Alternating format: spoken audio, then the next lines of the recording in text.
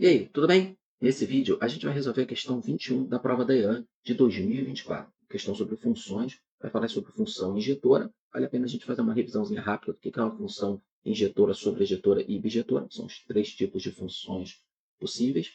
E também a gente vai usar conceitos de análise combinatória. Então, questão bem legal, questão que envolve aí diversos conceitos. Se você gostar da solução que eu vou apresentar, não esquece não, deixe o seu like para o YouTube entender que esse vídeo é relevante para quem está estudando matemática e ajudar a divulgar. E aproveita, inscreva-se no canal se você ainda não for inscrito e compartilhe com seus amigos para eles conhecerem o trabalho. Então vamos lá, ó. Dados os conjuntos x igual o conjunto formado pelas letras da palavra escola e y, que é um conjunto formado pelas letras da palavra aprendiz. Assinale a opção que apresenta a quantidade correta de funções injetoras que podem ser definidas de x em y. Então são funções injetoras. Vamos fazer uma lembrança aí, uma revisão do que são funções, os tipos de funções. Então, olha só, funções, elas podem ser injetoras.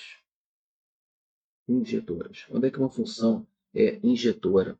Quando eu tenho aqui ó, o conjunto dos valores de x, que a gente chama de domínio, vou chamar de D, e a gente tem aqui o conjunto dos valores que o y pode assumir, que é o contradomínio.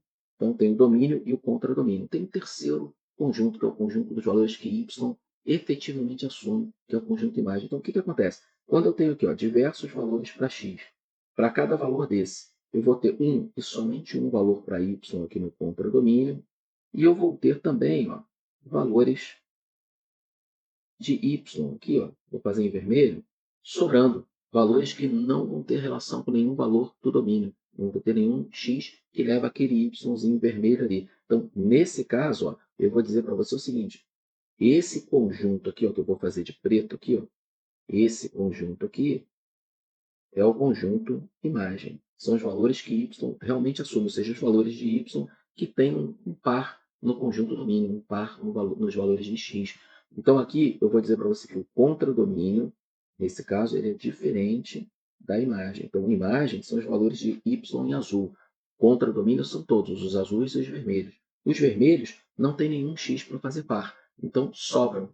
Quando sobra valores no contradomínio, né? Ou seja, o contradomínio é diferente da imagem, eu tenho uma função injetora. E também tem que ter que para cada um x, eu tenho exatamente um y. Agora, quando é que a função é sobrejetora?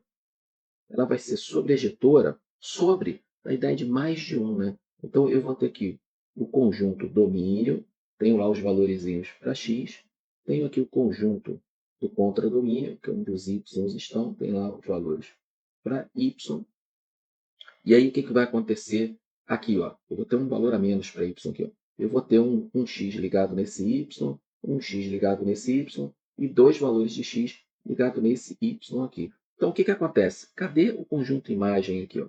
O conjunto imagem, lembra? É o conjunto dos valores que y efetivamente assume. Esse aqui. Ó. Ele é igualzinho ao conjunto domínio. São os mesmos três elementos nesse exemplo aqui. Então, o contradomínio aqui ele é igual à imagem.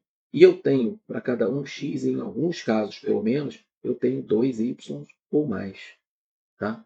Então, eu tenho dois valores de x diferentes ligados a um único y. E o conjunto contradomínio é igual ao conjunto imagem. Daí eu tenho uma função sobrejetora. E quando é que a função ela é bijetora? Ela é bijetora quando acontecem as duas coisas anteriores ao mesmo tempo. Eu tenho domínio, eu tenho aqui o contradomínio, e aí, para cada valor de x aqui, eu vou ter um único valor de y aqui e não sobra ninguém. Então, de novo, a imagem está aqui, imagem. Então, qual é a situação que eu vou ter aqui? Eu vou ter o contradomínio igual à imagem, como na função sobrejetora. E para cada um x, eu vou ter exatamente um y, como na função injetora. Então, a função é injetora e sobrejetora ao mesmo tempo. Aí ela é bijetora, bi de 2, né? Então, ajuda até a memorizar. Então, injetora, para cada x eu tenho um único y, mas sobram y. Sobrejetora, para cada x eu tenho um y, mas existe o caso de 2x ligando a um y só, e não sobra ninguém no y. Então, ela é sobrejetora. E bijetora, as duas coisas ao mesmo tempo.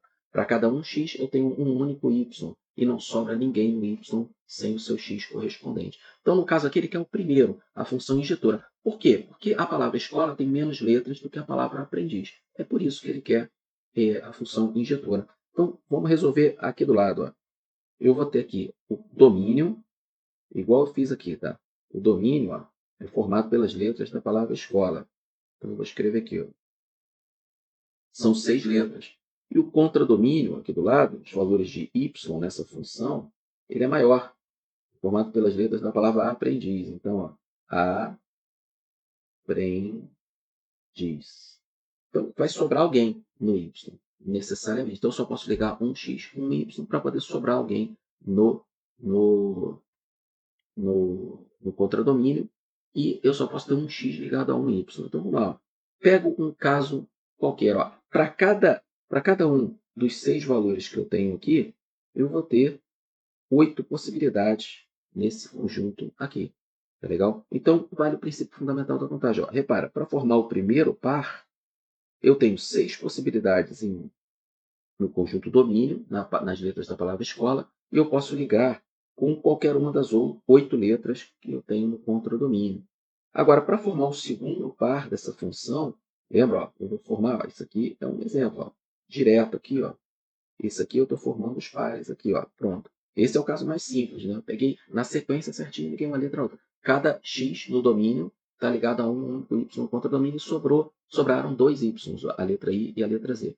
Então, para formar o primeiro par, eu posso escolher qualquer uma das 6 letras do domínio e juntá-la com qualquer uma das 8 letras do contradomínio. Então, eu tenho 6 vezes 8 possibilidades. Para formar o segundo par, aí eu já não posso repetir a letra anterior do domínio, então sobram 5 letras no domínio e eu posso combinar com qualquer uma das 7 letras do contradomínio. E assim por diante. Para formar o terceiro par, eu vou ter 4 letras no domínio e 6 sobrando no contradomínio. Depois, para formar o outro par, 3 vezes 5. Depois eu vou ter 2 vezes 4.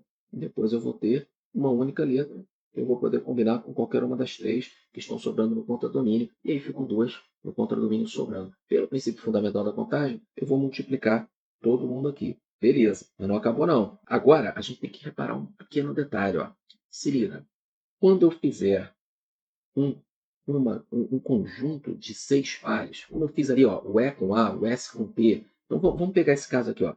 Uma possibilidade aqui ó, é eu pegar nessa sequência que eu peguei aí. Né? O E com A, depois eu pego o S com o P.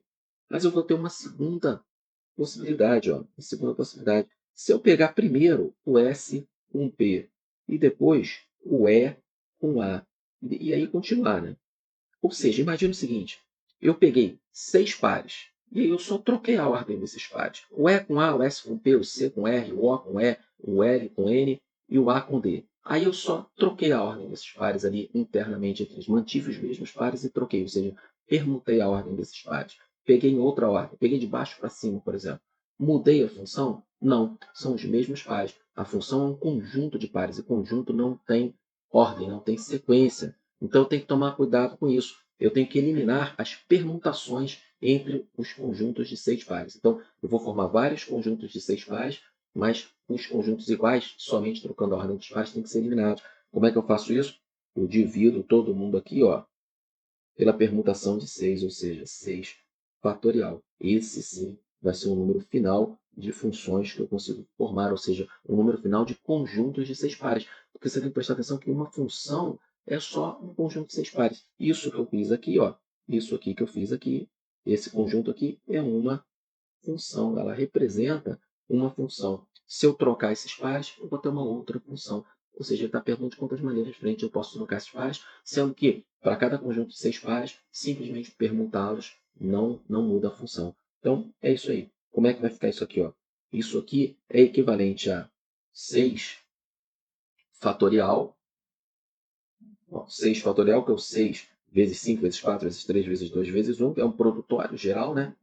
Vezes 8 fatorial sobre 2, que é o 8 vezes 7, vezes 6, vezes 5, vezes 4, vezes 3. Isso aqui tudo dividido pelo 6 fatorial. Aí eu vou cortar o 6 fatorial com 6 fatorial, vai ficar só um produtório de 8 ali. Esse produtório de 8, tem muito jeito, a gente tem que fazer a conta, vai dar 2.140. 60. Tá? Cortando 6 com esse 6 aqui, fica 8 vezes 7 vezes 6 vezes 5 vezes 4 vezes 3. E aí a gente faz esse produtório da 2160. Letra correta, portanto, aí a alternativa correta é a letra D. Beleza, é isso aí. Espero ter ficado claro para vocês, espero ter te ajudado de alguma maneira a entender melhor esse assunto. Funções, o pessoal costuma ver como um assunto realmente complicado, análise combinatória também. Então, é importante você fazer uma aula, rever com frequência, fazer muito exercício para fixar esses conceitos.